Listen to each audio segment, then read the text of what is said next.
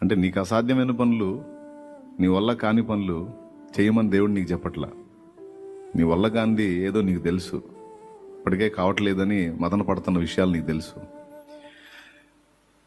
కానీ నీ అలివి కాని పనులు నువ్వు చేయలేవు, కానీ నీకు అలివయ్యే పని నువ్వు చేయగలవు. అదేంటంటే ప్రార్థన చేయగలవు కదా, ప్రార్థన చేయగలవు కదా, దేవుణ్ణి గోజాడగలవు కదా. ఆ పని చేయి, నేను చూస్తాను అంటాడు దేవుడు. నువ్వు అది చెయ్యు, ఇది చెయ్యు, కూర్చొని ఏడుతూ ఉంటావు, లేదా కుమిలిపోతూ ఉంటావు, లేదా వాళ్ళకి వీళ్ళకి చెప్పుకొని బాధపడుతూ ఉంటావు. ఎవరు కనికరం చూపుతారు? పోనీ ఎవరు వాటిని ఛేదిస్తారు? కాబట్టి బలమైన చేయి దేవునికి ఉంది, ఆయన కదిలించగలడు. అయితే ఆయన్ని ప్రార్థనతో నువ్వు సంధించగలవు. సో ఇది నువ్వు చేయగలసిన పని. ఇప్పటిదాకా మీరు అదే ప్రార్థన చేశారు. ఎన్ని సమస్యల కోసం చేశారో, చాలా విషయాల గురించి మీరు మొర్ర పెట్టారు. ఈ మొర నిష్ఫలం కాదు, కన్ఫర్మ్. నువ్వు ఆశువుగా చేసిన ప్రార్థన సైతం దేవుడి దగ్గరికి వెళ్ళిద్ది. నడుస్తా నడుస్తా నువ్వు నీ హృదయంలో అనుకున్న ఆలోచనలు సైతం వెళ్ళిపోతాయి దేవుడి దగ్గరికి. దేవా, బిడ్డ శ్రమలో ఉన్నట్టున్నారు తండ్రి, అయ్యో దేవా అనుకున్న ఆ ఆలోచన కూడా వెళ్ళిద్ది దేవుని దగ్గరికి. ఒక అన్యుడైన కొర్నేలి చేసిన ప్రార్థనలు, చేసిన ధర్మకార్యాలే దేవుని సన్నిధిని జ్ఞాపకార్థంగా చేర్చబడ్డవని సాక్షాత్తు దోతే వచ్చి చెప్పాడు. ఒక అన్యుడు, అతను దేవుడిని ఎరిగినోడు కాదు, ఎరగనోడు. ఒక అన్యుడే తన నీతి కార్యాలు దేవుని దగ్గరికి వెళ్ళినాయి. తన ప్రార్థనలు కూడా, తనకు తెలిసిన విజ్ఞాపనలు, ఏ విషయాలు ఏమేమి అడిగాడో ఆయన అవి దేవుని దగ్గరికి చేరిని అని దోత చెప్పాడు. అపోస్తల కార్యం 10వ అధ్యాయం 1వ వచనం నుంచి చదివితే కొర్నేలి గురించి. మధ్యాహ్నం వేళ 3 గంటలప్పుడు ఇంచుమించు ప్రార్థనలో ఉన్నప్పుడు ఆయన బహుశా యూదులతో సాంగత్యం చేసినందున యూదుల వల్ల ఆయన ప్రార్థన చేసి అలవాటు చేసుకున్నాడేమో. యూదుల సహచర్యం, యూదుల ఫ్రెండ్స్ ఎవరో ఉన్నారు మొత్తానికి ఆయనకి.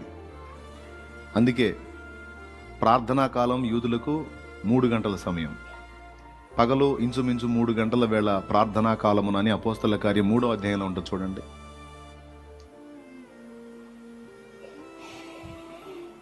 ఈ అన్యుడికి ప్రార్థనా కాలం ఎలా తెలుసు అంటే పగలు 3 గంటలకు, పగలు 3 గంటలకు అది ప్రార్థనా కాలమున పేతురును యోహానును దేవాలయమునకు ఎక్కి వెళ్ళుచుండగా. చాలు. ఏ కాలం అది? ప్రార్థనా కాలం. ఇక్కడ కొర్నేలు చూడు ఏ టైంలో ప్రార్థన చేస్తున్నాడో. 10వ అధ్యాయము 3వ వచనం చూడు. పగలు ఇంచుమించు 3 గంటల వేళ దేవుని దూత అతని యొద్దకు వచ్చి కొర్నేలి అని పిలుచుట దర్శనమందు తేటగా అతనికి కనబడెను. అది లెక్క. అన్యుడే, కానీ యూదులు ప్రార్థించే టైంను మాత్రం తను కూడా దేవునికి వాళ్ళని చూసి బహుశా దేవునికి ప్రార్థన చేసుకొని ఉండొచ్చు. ఆ చిన్న పని, యూదులను చూసి అతడు చేసినటువంటి ఆ పని, దైవ దూత అతనికి ప్రత్యక్షమై అతడు రక్షణ పొందడానికి, అతని ఇంటి వారందరూ రక్షింపబడటానికి ఆధారమైనటువంటి సువార్త అతని ద్వారా తన తోటి వారికి, ఇరుగు పొరుగులకు, ఇంటి వారికి, బంధువులకు అందరికీ అందేటట్టు దేవుడు కృప చూపాడు. సో ఒక అన్యుడి విషయంలోనే దేవుడు అంత తీవ్రంగా స్పందించినప్పుడు, మారు మనసు తెలియని, రక్షణానుభవం లేనటువంటి ఒక అన్యుడు స్పందిస్తేనే దేవుడు అలా రియాక్ట్ అయినప్పుడు, క్రీస్తు రక్తంలో కడగబడి, పరిశుద్ధపరచబడి, పరిశుద్ధాత్మను పొందుకొని దేవుని సంబంధులమై మనం చేసేటువంటి విజ్ఞాపన ప్రార్థన, అది నువ్వు నడుస్తా చేసిన ప్రార్థన అయినా సరే, మోకాళ్ళేసి చేసిన ప్రార్థన అయినా సరే, సాష్టాంగపడి చేసిన ప్రార్థన అయినా సరే, నీకు ఓపిక లేక బెడ్ మీద ఉండి బెడ్ మీద తండ్రి అని మొరపెట్టినా సరే, ఆ ప్రార్థనలు నిశ్చయంగా దేవుడి దగ్గరికి వెళ్తాయని మర్చిపోవద్దు. కన్ఫామ్గా వెళ్తాయి, దేవుని దగ్గరికి ప్రార్థనలు వెళ్తాయి. విననేరకై ఉండినట్లు యెహోవా చెవులు మందం కాలేదన్నాడు. రక్షింపనేరకై ఉండినట్లు ఆయన చేతులు కురచగాలేదు, ఆయన చేతులు పెద్దవి అంటాడు. విననేరకై ఉండినట్లు ఆయన చెవులు మందంగా లేవు.